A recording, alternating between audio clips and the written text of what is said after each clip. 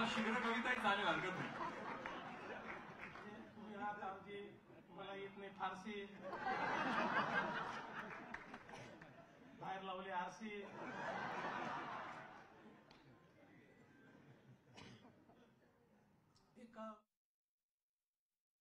हे नक्कीच आहे की आता नुकतेच 2 गाणे, कारण राम जन्मभूमीचं ज्यावेळेस हे चाललं होतं त्यावेळेस एक रामावर गाणं लिहिलेलं आहे, एक मी शंकरावर गाणं लिहिलं आहे. हो.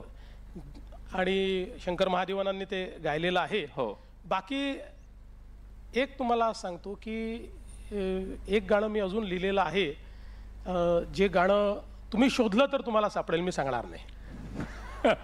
पण सर, या निमित्ताने कुठल्याही तुम्ही लिहिलेल्या कवितेच्या गाण्याच्या कुठल्याही 4 ओळी, कारण आम्ही जेव्हा तुमची विधानसभेमध्ये धडाकेबाज भाषणं ऐकतो तेव्हा तुमची ती शेरोशायरी पण आम्हाला सगळ्यांना खूप भुरळ घालते. या निमित्ताने कुठल्याही 4 ओळी ज्या आम्हाला आता खरंच ऐकायला आवडतील. मी खरं म्हणजे तुम्हाला सांगू का, तसा मी रामदास आठवले घराण्याचा कवी आहे.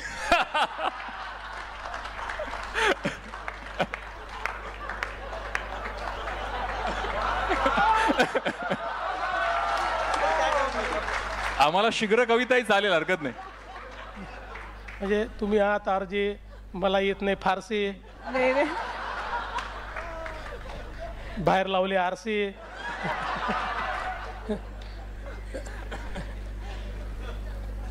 एक कविता लिहिली होती, मला आठवली तर म्हणतो ती.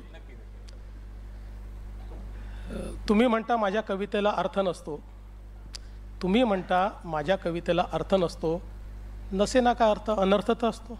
वा वा, क्या बात आहे, क्या बात आहे. अरे तुम्ही काय कविता कराल, पण आणि किंवा परंतु अशा अर्थपूर्ण शब्दांचा निरर्थक शाब्दिक गुंता म्हणजे कविता नव्हे. पण आणि किंवा परंतु अशा अर्थपूर्ण शब्दांचा निरर्थक शाब्दिक गुंता म्हणजे कविता नव्हे. कविता म्हणजे जी मनाला छेदून गेली पाहिजे, हृदयाला भेदून गेली पाहिजे आणि डोक्याच्या वरून गेली पाहिजे. क्या बात आहे, क्या बात आहे. वा वा. Super sir, thank you. ओके, आणि आता नंतर we have RJ Sapna from Ishq FM. Hello everybody. सबसे पहले बहुत बहुत शुक्रिया, इतना खूबसूरत ये प्रोग्राम आयोजित किया महाराष्ट्र गवर्नमेंट ने.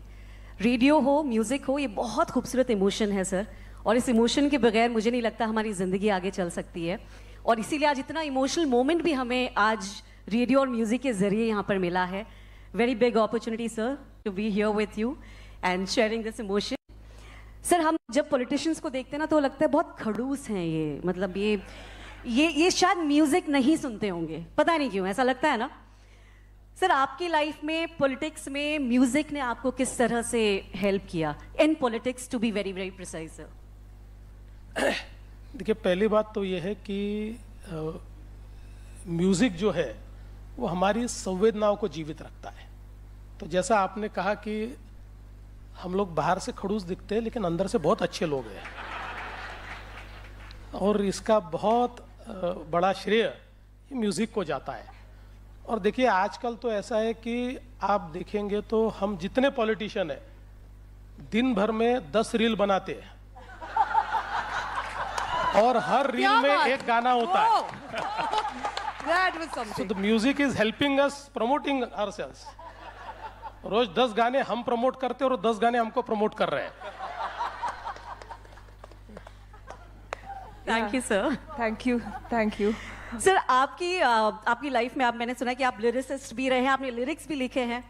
तो आपका सबसे पहला इश्क जो आपने फील किया म्यूजिक से, वो कब हुआ था आपको? नहीं, म्यूजिक से तो देखिए, जब कॉलेज में थे तभी से म्यूजिक से बड़ा लगाव रहा है. और मेरी मतलब लाइफ का सबसे बड़ी मेरी ट्रेजेडी ये रही कि मुझे गाने बहुत याद है और सुर में मैं एक भी नहीं गा सकता. तो इसलिए छुप छुप के गाना ये मुझे बड़ा पसंद है. तो मैं ये करता हूँ कि गाने को फुल वॉल्यूम पे लगाता हूँ और फिर उसके साथ गाता हूँ, तो अपना बेसुरापन उस सुर में मिल जाता है और अपने को लगता है कि हम भी सुर में गा रहे हैं. सर, एक हो जाए, बिकॉज पब्लिक रिक्वेस्ट यहाँ पर आ रही है. एक आपका हो सकता है अगर सब लोग गाना, हम कोरस वाले आदमी हैं सर, हम, हाँ, will do that. Are we ready? नाही, थँक्यू सो मच. हां, ओके, नाही नंतर आपण नक्की घेऊ. ओके, शेवट आरजे अक्की आणि तुमचा प्रश्न सरांसाठी. सर्वात पहिले तर नमस्कार सर, खूप प्राऊड मोमेंट आहे. रेड एफ एम आणि मॅजिक टीमकडून आभार व्यक्त करतो. एकतर ना मला इतकं भारावून आलेलं आहे, तुम्ही नागपूरचे आहात. तुमचा हा नागपूरचा मुलगा नागपूर निघून पुण्यात आला, पुण्यातून मुंबईच्या रेडिओत पोहोचलेला आहे. 17 वर्षाचा हा प्रवास. आणि प्रश्न असा की लिरिसिस्टबद्दल आता बोलणं झालं आणि तुम्ही खूप छान लिहिता. अमृता मॅम सर्वांना माहिती आहे खूप छान गातात. तर असं एखादं गाणं आहे का की तुमच्या लाईफमध्ये प्रेशर टाकून मॅमने तुमच्याकडनं लिहून घेतलंय किंवा तुम्ही स्वतःहून त्यांना डेडिकेट केलेलं आहे, असं कुठलं गाणं? झालं तर उलटच होईल. मला प्रेशर टाकून माझं गाणं म्हण असं म्हणावं लागेल. उलटं प्रेशर तसं येणार नाही. पण मी जसं मगाशी सांगितलं की एक गाणं मी लिहिलेलं आहे, पण मी त्याच्या खाली मी लिहिलं असा क्लेम केलेला नाही. ते अमृताने गायलेलं आहे. ते तुम्हाला यूट्यूबवर मिळेल. सर, पण नाव मी सांगा सांगणार please. नाही, तुम्ही शोधून काढा. पण आज वर्ल्ड म्युझिक डे आहे, तर एक जे गाणं जे मॅमसाठी तुम्हाला डेडिकेट करायचं असेल ते कोणतं असेल? नाही, डेडिकेट करायला पुष्कळ गाणे आहेत. मला असं वाटतं की म्हणजे जेव्हा आम्ही भेटलो, आमचं काही लव्ह मॅरेज वगैरे नाही, आमचं अरेंज मॅरेजच आहे. पण मला असं वाटतं की 90sची जी गाणी आहेत ती गाणी मला, कारण आम्ही 90sवाले आहोत, कॉलेजमध्ये 90sमध्ये होतो, त्याच्यामुळे ती सगळी गाणी मला फार आवडतात. आणि विशेषतः राहो में उनसे मुलाकात हो गई, जिससे डरते थे वही बात हो गई, हे गाणं मला फार आवडतं. अनेक चांगली गाणी आहेत, कुठलीही डेडिकेट करू शकतो असं काही नाही. मग राहोमेच करूयात आपण. थँक्यू अगी, थँक्यू सर. आणि sir, before we end this discussion, आपण हे I just want to ask you sir, what keeps you motivated sir?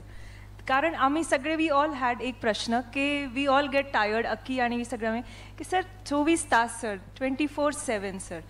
मतलब I have been fortunate to know you little personally also, but sir 24/7 sir music आहे. आणि sir how do we keep yourself up sir? मला असं वाटतं की आपल्याला जे आवडतं ते जेव्हा आपण करतो, यू डोंट गेट टायर्ड. तुमच्यापैकी कोणाला जर असं सांगितलं की आठवड्यातनं एक दिवस 12 तास तुम्हाला कार्यक्रम चालवायचा आहे, तर तुम्ही चालवू शकता. कारण तुम्हाला मनातनं त्याची आवड आहे, यू लव्ह इट. ज्या गोष्टी तुम्हाला आवडतात, जसं मगाशी आशाताईंचं उदाहरण दिलं, आशाताई या वयातही, म्हणजे वय त्यांचं जास्त नाही आहे, त्या तशा 21 वर्षाच्याच आहेत, पण या वयातही 3 तास कार्यक्रम आशाताई करू शकतात. कारण त्यांची ती आवड आहे, त्यांच्या मनात ते अशी, म्हणजे त्या गाण्यासोबत जगतात. तसं आपण ज्या गोष्टीसोबत जगतो त्या गोष्टीत आपल्याला कधीच त्या ठिकाणी थकवा येत नाही, कधीच त्यातनं आपल्याला म्हणजे हे कशाकरता मी करतोय असं कधीच वाटत नाही. Thank you so much sir, thank you very much. आणि I think I would like to thank all the RJs and all the radio fraternity, and again thank you Ashish sir and the government and sir for organizing such a wonderful, and Ashatai, thank you so much for being in our lives, and we are very grateful. We can just have a picture with you sir, and then the RJs will. So want to join the picture? Yes please, Dilip ji, Akriti ji, please आइए.